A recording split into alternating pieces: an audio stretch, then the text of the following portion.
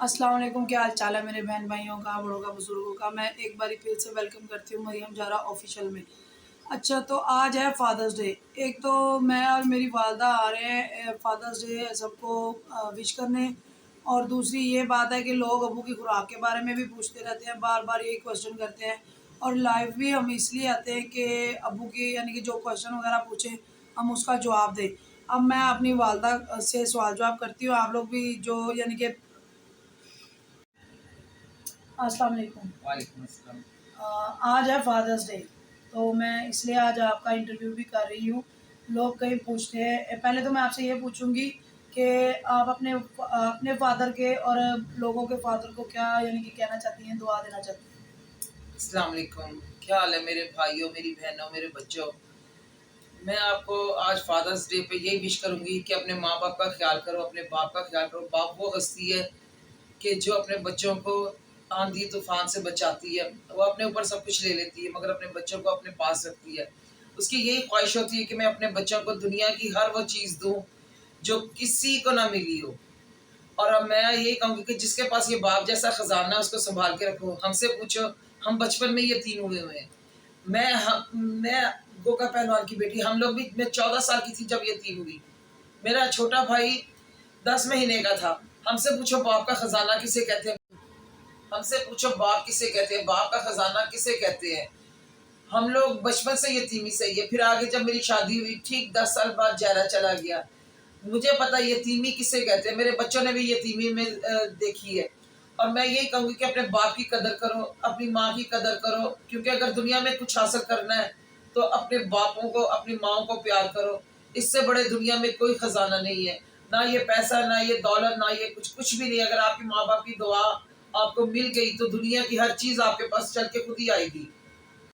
अच्छा, आप ये बताएँ कि कई लोग ना हमसे वीडियोज़ में पूछ रहे हैं कि आप एक खुराक की वीडियो बनाएँ, एक ज़हरे पहलवान पे बनाएँ, एक गामे परदादा पे बनाएँ, यानी कि इन लोगों की खुराक के ऊपर बनाएँ। आप अब इनको बताएँ कि वो असल मेन चीज़ क्या है जो अब्बू खाते थे और वो जिस वज़ह से पहलवान बने थे? मैंने पहले भी बहुत दफ़ा बता चुकी हूँ कि पहलवान की खुराक, ये जो लोग कहते हैं ना कि शायद कोई जिन भूत थे पहलवान, जिन भूत नहीं थे। हाँ, अल्लाह की एक रहमत थी हम लोगों के ऊपर, हम लोगों की अल्लाह की रहमत है। हम सब आज भी पहलवानों पे अल्लाह की रहमत है, अल्लाह का करम है।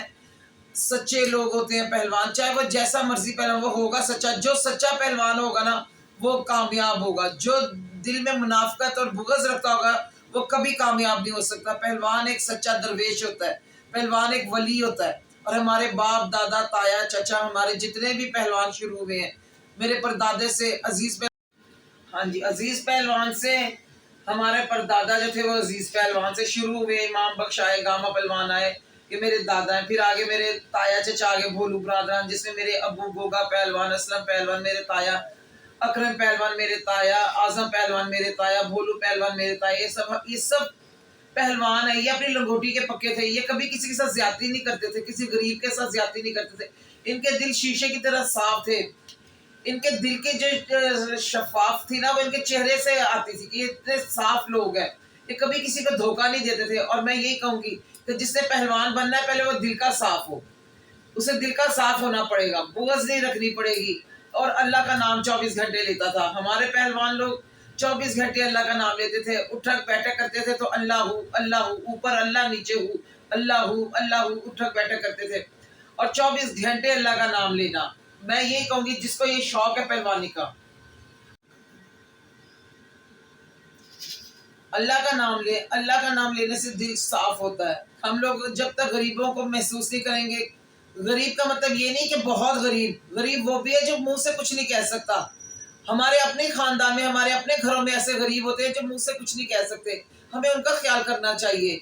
सफ़ेद पोश जिन्हें हम पसंद नहीं करते कि इनके पास पैसा नहीं है, हम इनके पास कैसे जाएँ? हमें उन लोगों की मदद करनी चाहिए। हमारे बड़े ये करते थे, खुद चल के जाते थे। ऐसे लोगों से, ऐसे रिश्तेदारों से मिलते थे, उन्हें गले लगाते थे।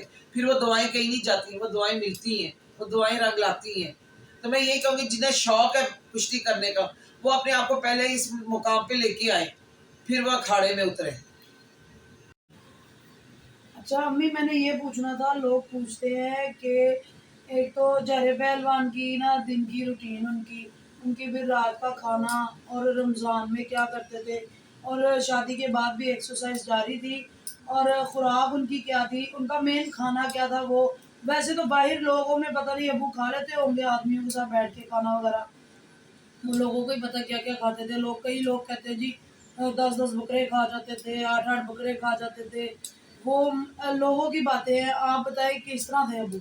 अच्छा, एक तो मैं लोगों की ना ये गलतफहमी दूर कर दूं कि पहलवान 8-8 बकरे खा जाता है, या पहलवान कोई जिन है, या पहलवान कोई कुलचे इतने खा जाता है, या वो खद्दे खाता है, या लोगों के ज़हन में ये बड़ी बातें हैं। ये सब झूठ है। पहलवान भी आम इंसानों की तरह ही हैं, हम लोग भी। हमारे जितने भी बड़े थे आम इंसानों की तरह थे। हाँ, जब कुश्तियाँ पड़ती थी तब एक्सरसाइज होती थी ना, उस हाँ जी, जब पहलवान की कुश्ती पड़ती थी तब उसका खाना अलग बनता था। उस वक़्त वो चाहे 4 किलो गोश्त खाए या 5 किलो गोश्त खाए, उसमें 5 किलो ये नहीं कि उसे एक ही टाइम में खाना है। वो 5 किलो में उसकी 2-3 किलो की यखनी बनती थी, जो उसने पीनी है 2 टाइम, और फिर भुना हुआ गोश्त वो भुना हुआ खाते थे। अनाज के करीब नहीं जाते। अनाज में सिर्फ़ 1 पराठा 1 चपाती होती थी, सूखी सी चपाती, और जो खाना पकता था ना गोश्त, उसमें 1 प्याज होता था और कम से कम 1 प्याला देसी घी का डलता था।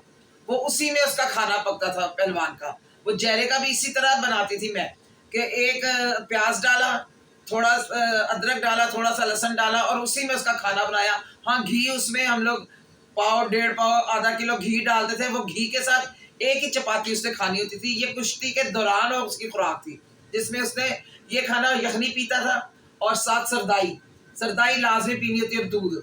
ये पहले हाँ जी, जो चपाती है वो घी में भिगो के खानी होती है। वो घी जो उसमें डाला होता है ना गोश्त भूनने में, वही खाना होता है। फिर वो जब 1 चपाती खत्म हो जाती है उसको घी को पी लेना होता है। और उसका अगर सर्दी है तो सर्दियों में घी पीना होता है। वो दूध में घी बना के पीते हैं।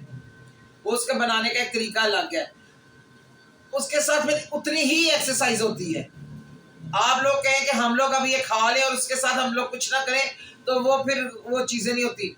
जब पहलवान एक्सरसाइज छोड़ता फिर वो एकदम फैल जाता, जैसे जहरा एकदम हो गया था, इसीलिए उसको हार्ट अटैक आया, वो फौत हुआ। लोग बड़ी बातें करते हैं, जो बातें करते हैं मुझे समझ नहीं आती, उन्हें शर्म नहीं आती बातें करते हुए, कि तुम लोग किस तरह किसी को उठ के बात कर देते हो। आप लोगों को थोड़ा सोचना चाहिए कि एक बंदा जिसने पूरी दुनिया को चैलेंज किया हुआ है, अब उसके मुकाबले में कोई पहलवान ही नहीं है, तो वो क्या करे। उसको इसी तरह हम अवाम ने उसको खत्म किया। हमारी अवाम बहुत गंदी है, उसी ने जहरे को खत्म किया। हाँ, अच्छा, ये तो मैंने आपको उसको बताया कि कुश्ती के दौरान वो ये खाता था। अब आम दिनों में जहरे की खुराक ये होती थी कि सुबह उसने एक्सरसाइज करके आया घर, आके जो भी घर में बना हुआ है नाश्ता, उसने आम नाश्ता वही रूटीन में जो करना वो किया।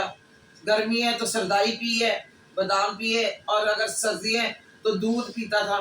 खा पी के सो जाना उससे दोपहर को, फिर एक्सरसाइज करने के लिए दोपहर को उठना, खाना पकाता था घर में, वही खाना रूटीन से खाना। खाने में वो कोई 10-10 12-12 रोटियां नहीं खाता था, वही 1-2 रोटी खाता था। चावल उसको बहुत पसंद है, रोटी उसको घर की पसंद थी, जिसे चपाती कहते हैं, वो उसको पसंद थी, और चावल उसको बेइंतहा पसंद थे। आम रूटीन इंसानों की तरह खाता था। दूध माशाल्लाह मैंने पहले भी बताया, दूध वो आम रूटीन में बहुत पीता था, दूध उसको बहुत पसंद था। हम लोगों को पहलवानों को पता नहीं, किसी और का तो हमें पता नहीं, हमें अपना पता है। हम लोगों को पहलवानों को दूध बहुत पसंद है। मैं आज भी इस उम्र में भी मैं दूध पीती हूँ, मुझे दूध के बगैर नींद नहीं आती। अच्छा अमित, अब लास्ट जाते जाते गामे दादा अबू का भी परदादा का पूछते हैं, उनका भी बता दे, ताकि हम उन पे एक अलग वीडियो बनाएंगे। वो पूछते हैं इतनी, एक ने पूछा हुआ इतनी ताकत आप पहलवानों में कहाँ से आई, या आप पहलवान गामा दादा क्या खाते थे, वो भी कैसे पहलवान बने। अच्छा, इतनी ताकत, फिर वही बार बार बात कर रहे हैं कि इतनी ताकत कहाँ से आई। मैं बार बार एक ही बात करती हूँ कि हमारे पहलवान अल्लाह वाले थे, वली थे। अगर अब मैं कहूंगी कि हजरत अली का हाथ था, फिर कमेंट्स आएंगे कि आप लोग शियाइज्म का फैलाते हो, शियाइज्म फैलाते हो, आप लोग फिरका फरादियत फैलाते हो। ये बातें नहीं है। आप, मैं हैरान हूं कि कौन से ऐसे सुन्नी है जो हजरत अली को नहीं मानते। भाई हम लोग सुन्नी है, अल्हम्दुलिल्लाह, हम हजरत अली को मानते हैं। हम अल्लाह और उसके रसूल को मानने वाले हैं। अल्लाह के शेर थे हजरत अली, अखाड़ा हजरत अली का था। तो जब पहलवान अखाड़े में उतरता है ना, अल्लाह अकबर कह के, या अली मदद कह के, तो उसमें ताकत अल्लाह की तरफ से आती है। उसके ताकत उसके अंदर हजरत अली की आती। उससे क्या कहते हैं, बाबा जी का मैं बता रही थी कि हम लोगों में ताकत कहाँ से आई। ताकत हमारी हजरत अली की तरफ से आई है। मैं बार बार ये कहूँगी भाई, मैं किसी के कहने से ये बातें छोड़ नहीं सकती कि हम ये ना कहें और वो ना कहें।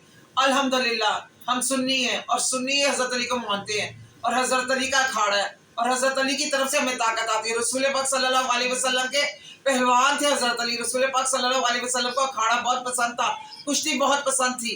अगर ये लोग आप लोग कहें कि ये फिरका वरादियत है तो बेटा हम लोगों को माफ़ी करें, हम आपसे माफ़ी मांगते हैं। जिन्हें हमारी कोई बात बुरी लगे उससे माफ़ी मांगते हैं। और रही कामा पहलवान की खुराक की, इमाम बख्श की खुराक, तो बेटा उसका एक अलग पीरियड बनाएंगे, एक अलग प्रोग्राम बनाएंगे, वो फिर आपको बताएंगे। वो भी इसी तरह ही थे, वो कोई आसमान से अलग नहीं उतरे हुए थे, यतीम थे वो भी बचपन से।